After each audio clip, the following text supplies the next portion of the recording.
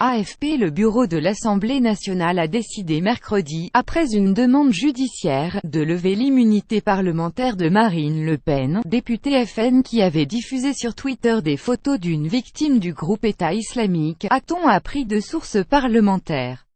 Cette levée d'immunité doit permettre qu'un mandat d'amener soit délivré et que l'élu du Pas-de-Calais se rende aux convocations du juge, selon ces sources.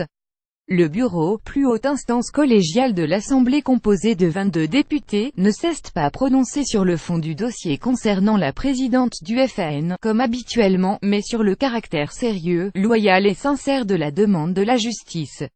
Fin septembre, le bureau avait levé l'immunité d'un autre député apparenté FN, Gilbert Collard, pour les mêmes raisons.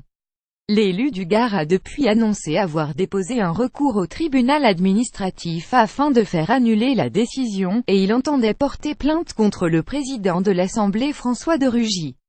Une enquête préliminaire avait été lancée en décembre 2015 par le parquet de Nanterre pour diffusion d'images violentes visant M. Collard et Mme Le Pen, alors eurodéputés, puis 2 informations judiciaires distinctes ouvertes.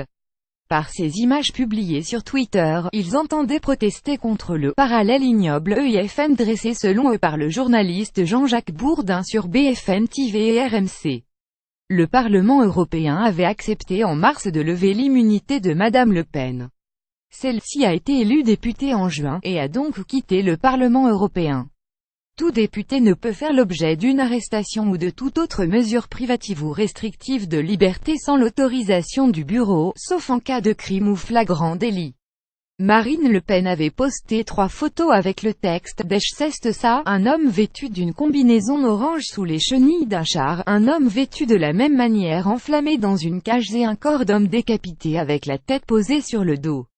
Elle avait ensuite retiré une des photos, celle de James Foley, qui avait profondément choqué la famille de l'otage américain exécuté par les.